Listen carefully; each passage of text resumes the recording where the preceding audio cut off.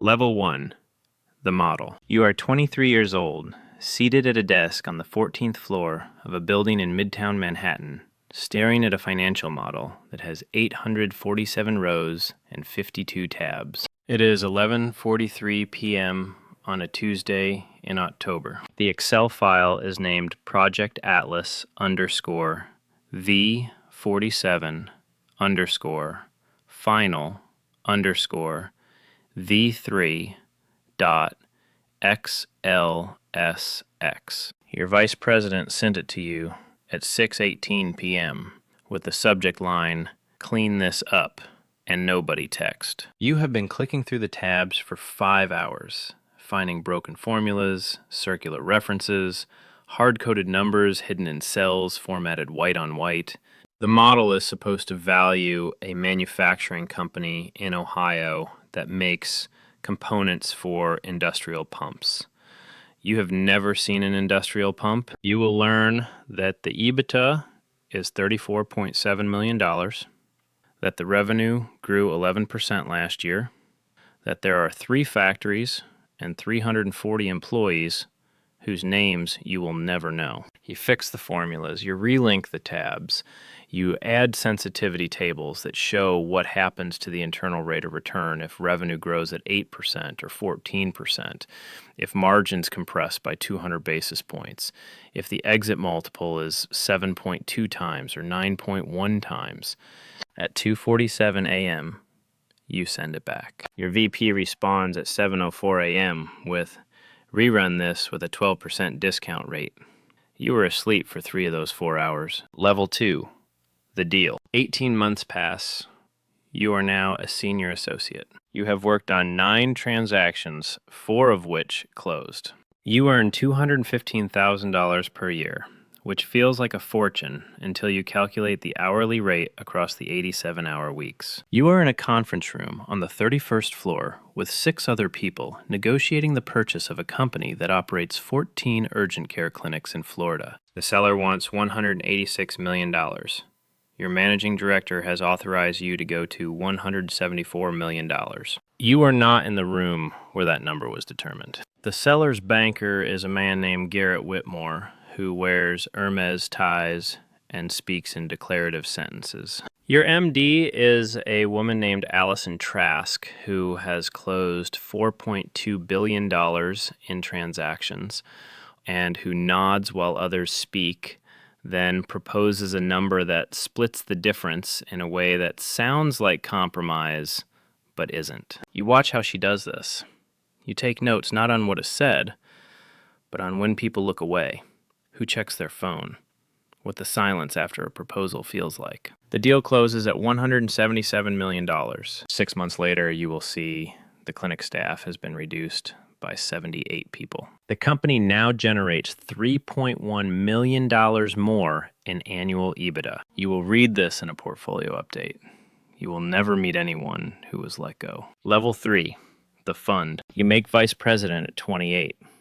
The promotion comes with $340,000 in salary, a carry allocation of 0.6% on the new fund, and a title that gets you into different rooms. The fund is $1.84 billion, raised from pension funds in Michigan and Oregon, university endowments at Duke and Northwestern, a sovereign wealth fund in Abu Dhabi. You have never spoken to any of these limited partners. You know they exist because you prepare the quarterly reports that show them net IRR of 23.7%, multiples of 2.4 times on deployed capital, unrealized value that compounds in spreadsheets. You are now responsible for finding deals, not just modeling them. You take 11 meetings per week with investment bankers who bring you opportunities.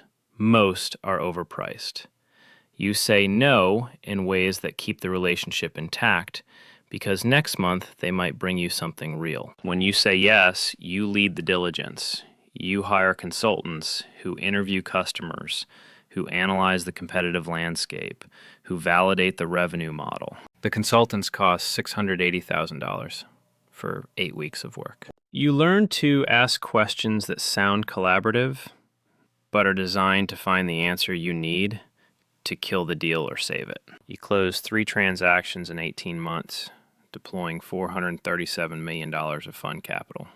You are building a track record. Level 4, the platform. At 31, you are a principal. You earn $520,000 in salary, and your carry is now 1.8% of fund profits. You have worked 73 hours per week for 8 years. You own part of a platform now. The platform is a company your firm bought for $240 million 2 years ago that provides IT services to regional hospitals. Since the acquisition, you have bought 6 smaller companies and folded them into the platform. The revenue has grown from $89 million to $284 million. The EBITDA margin has expanded from 14% to 22% through layoffs termed restructuring, vendor renegotiations termed optimization, and pricing increases termed value capture. You sit on the board, you attend meetings every 6 weeks where the CEO presents slides. The CEO is 54 years old and owns 8% of the equity.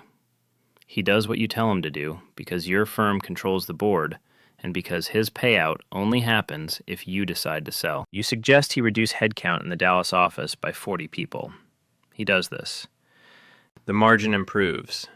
You do not know the names of the 40 people. You know the margin improved by 130 basis points. And this increases the exit valuation by approximately $31 million. You are learning that outcomes are not about operations. They are about knowing when to sell. Level 5, the exit. You are 34. The platform sells to a strategic acquirer for $892 million. Your fund bought it for $240 million, put in another $127 million for the add-on acquisitions, and is exiting at 3.5 times multiple on invested capital. The IRR is 28.3% over 4 years. Your carry on this deal is worth $4.1 million after tax. The CEO makes $47 million. He cries during the closing dinner. You do not cry. You have been modeling this outcome for 6 months, tracking purchase price multiples for comparable companies, running scenarios on what happens if the buyer offers 9.2 times EBITDA or 10.7 times.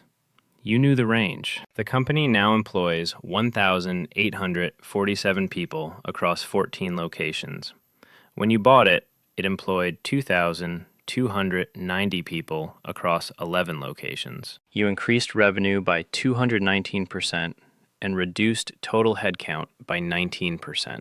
The acquirer's integration plan, which you reviewed, includes further reductions of 380 positions over 18 months. You are aware of this. You do not include it in your fund reporting because it happens after you exit. You are focused on the next fund, which your firm is raising. The target is $3.1 billion. Level 6, the partnership. At 36, you make partner. There are 11 partners at the firm. You are the youngest. Your salary is now $840,000, but salary is no longer the point. Your carry is 4.2% of fund profits, and you have carry positions in 3 active funds. The firm manages $8.7 billion across those funds. You are no longer executing deals. You are originating them, deciding which to pursue, sitting across from CEOs and telling them what their company is worth and what you will do with it if they sell. You meet with limited partners now. You fly to Sacramento to present to CalPERS, to Austin to meet with the Teacher Retirement System of Texas. You show them performance. Net IRR of 26.4%, top quartile among peers.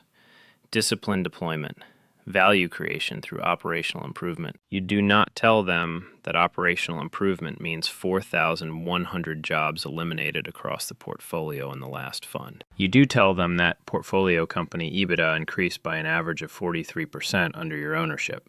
Both things are true. The LPs commit $480 million to the new fund. You are good at this. Level 7, managing partner. You are 41.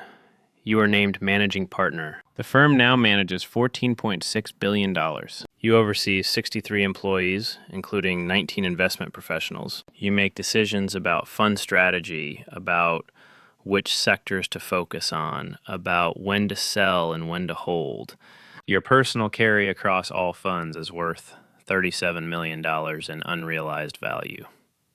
And you have taken $19 million in distributions from exited deals. You own a home in Greenwich worth $4.8 million and an apartment in Tribeca worth $6.1 million.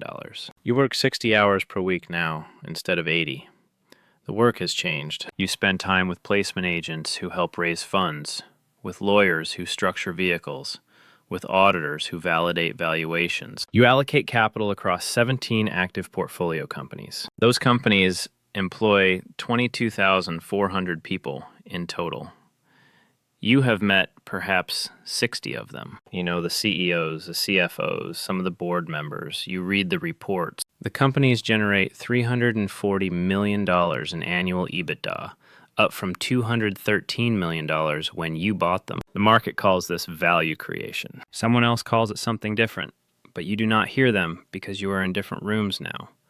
Rooms with limited partners who give you more capital because the returns are real and the distributions keep coming. The model works. It has always worked. Somewhere 14 floors below, a 23-year-old associate is fixing formulas in a spreadsheet at 11:43 p.m., learning to build the machine from the inside. They think it is about the model. You know it was always about the carry. The system continues, the funds raise, the deals close. Tomorrow the market opens again, indifferent to everything that came before.